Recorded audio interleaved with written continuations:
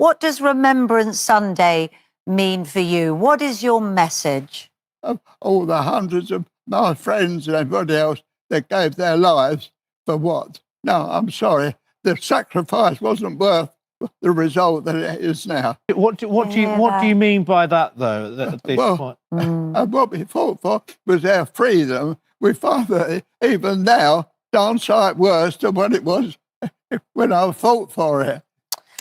Oh, Alec, I'm sorry you feel like that. Good, that, wasn't it? Yeah, 100 years old. He's got more sense than anyone in the Houses of Parliament. This follows on from a video by my old mate Paz, where he stated unequivocally he doesn't donate to the RBL anymore either. Yeah, that makes two of us. But as Paz was wandering around his garden when he did this, I thought I'd take a more evidence-based approach and explain exactly why this call sign, a man from an elite commando unit who went to war 5 times, now doesn't support the Royal British Legion and instead makes do with the old metal poppy that he got from his unit shop years ago. You shouldn't support the Royal British Legion. I'm going to explain why, and I've brought the receipts.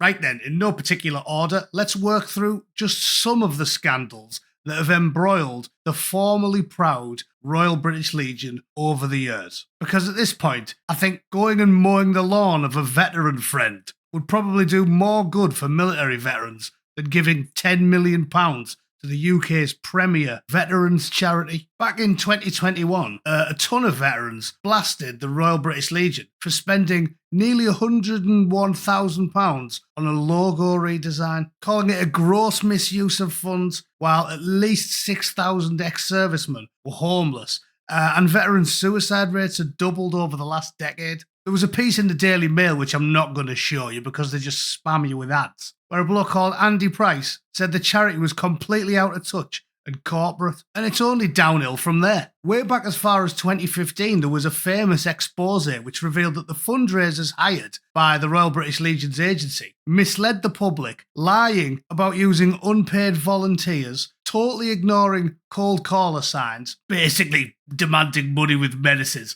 and then falsely stating that lottery subscriptions would fund a rehabilitation centre, which never happened. All the funds went to general purposes. And you know how it is when a big charity talks about general purposes. Yeah, do you remember the Oxfam scandal? General purposes there meant they were using the money to buy multiple crates of Stella, get a gobble off a child prostitute, and basically have a whale of a time in a third world country. They were investigated by the Fundraising Standards Board and they found multiple breaches of the Code of Fundraising Practice, which criticised them heavily for poor monitoring of the agency, no training, aggressive pressurising tactics, and more. In 2019, The Week famously reported that as the Poppy Appeal had launched, there were numerous reports highlighted that the UK's top 10 military charities, chief among them being the Royal British Legion, which at the time had about 170 million in income and about 70 million in cash reserves, had combined assets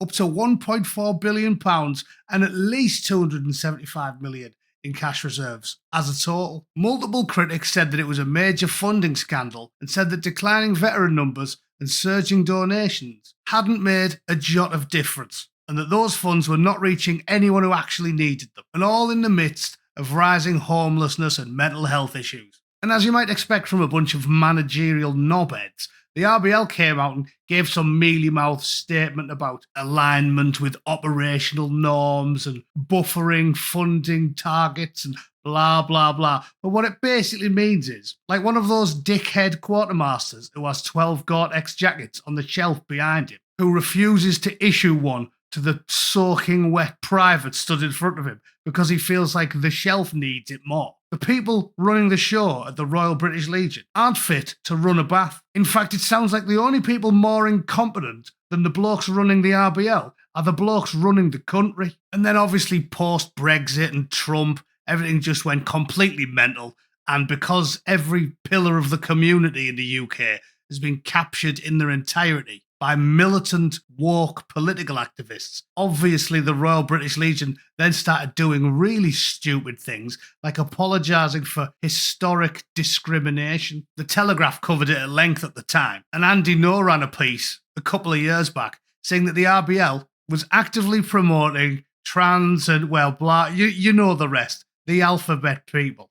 The funniest part of this whole debacle was when they laid a pink triangle wreath at the cenotaph. Yeah, you know what that image needs? A big daft pink triangle. That'll make things much better. The worst thing about all this bollocks is that blokes like me have spent years telling, like, militant, chippy SNP types that, you know, the poppy was for everyone, including, like, Germans and shit. It was for everyone. It wasn't supposed to be about anything other than the tragic sacrifice. Well, it's not even a sacrifice, is it? It's young men being fed into the meat grinder by oily, lying, shitbag politicians who aren't fit to lace the boots. That's what it is. So everyone said it's got nothing to do with politics or religion or colour or class or creed or what your opinions are and anything. It simply symbolises the tragic death of the best of us, young, courageous men, and nothing else. And then these knobheads go and ruin the whole thing by saying, actually, it mega matters if you ever tugged a sailor off before you went to war. Yeah, it's mega important that we talk endlessly about who you happen to stick your cock in before you got your legs blown off.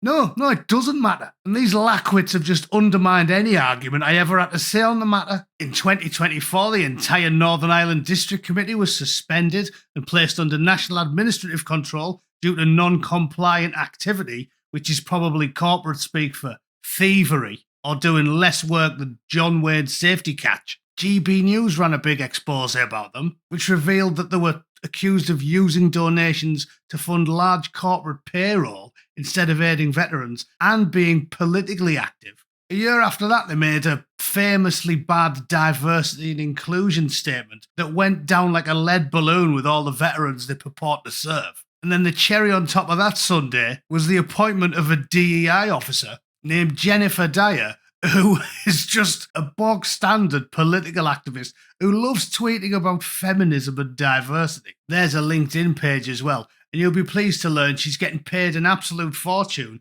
and they spend something like 50 grand just recruiting her in the first place. Oh yeah, and even The Independent had to go at them because they were using convicts to put together all the poppies and paid them £10 a week for it.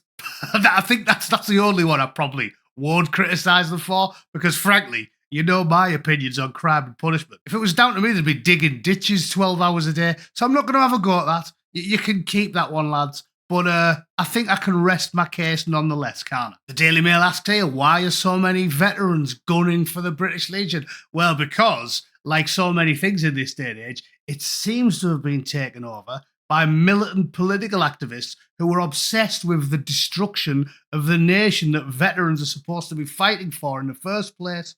And it is the destruction of the nation. Make no bones about that. Think about it. This is a nation that turned a blind eye to the industrial grooming and torture of children. You think I'm being hyperbolic? If you'll sign off on that, you'll sign off on anything. And I can make the point better today. There was a tweet about new prevent data. So this is supposed to stop, the butchery of women and children. New prevent data claims that of the nearly 9,000 referrals in 2025, 65% of them were white blokes. Yeah, so they're referring people like me, in my mid-40s, combat veteran, never had a criminal record, isn't in trouble with the law. They're worrying about people like me, with almost 70% of new referrals being white guys. How many casualties have white guys inflicted on the British public in terrorism-related incidents for the last 10 years? Did Lee Rigby, little Safi in Manchester, or all of the children murdered by Rudu Kanubu fall at the hands of mildly annoyed white blokes who don't believe in the pot-bellied epileptic desert midget's big book of ridiculous fable? How many? If those numbers were accurate, we all know for a fact that the number of referrals involving white blokes would be about 7%, because unlike other people on that list, they aren't famed for lopping off heads, throwing gay people off car park roofs, or blowing themselves up with pockets full of ball bearings and rat poison because they think a sky fairy is all behind the idea. It doesn't happen. So this proves what I'm talking about. All of the big organisations, charities, legal entities, the College of Policing, the House of Parliament, House of Lords, all of it has been captured by insane political ideologues who don't care about safety or security. So if you think they're going to actually spend their donation on housing and feeding needy veterans instead of, I don't know, jizzing it up the wall, trying to install a socialist, a self-loathing socialist, or an Islamo-communist activist somewhere, you haven't got two brain cells to rub together, all right? That's me done for the day. I like to think I've brought the receipts. I've made my case as sternly as possible. And yes, don't give the Royal British Legion any money ever again. If you want to help the veteran, give them your time. Go and do something useful. Pop round the house of an old war veteran and mow his lawn for him or wash his car. Buy him a pint. Take one of your old war buddies out for a drink. Something. But all you're doing, if you're giving money to the RBL, is helping collapse the nation. Jerry Adams, Martin McGuinness, and Osama bin Laden are probably more pro-RBL than I am at this point. So hoist the message on board. All right? That's me. If you disagree because you're a communist, please let me know in the comments down below. All right? Thanks for tuning in. See you tomorrow. Toodle pip. Cheers.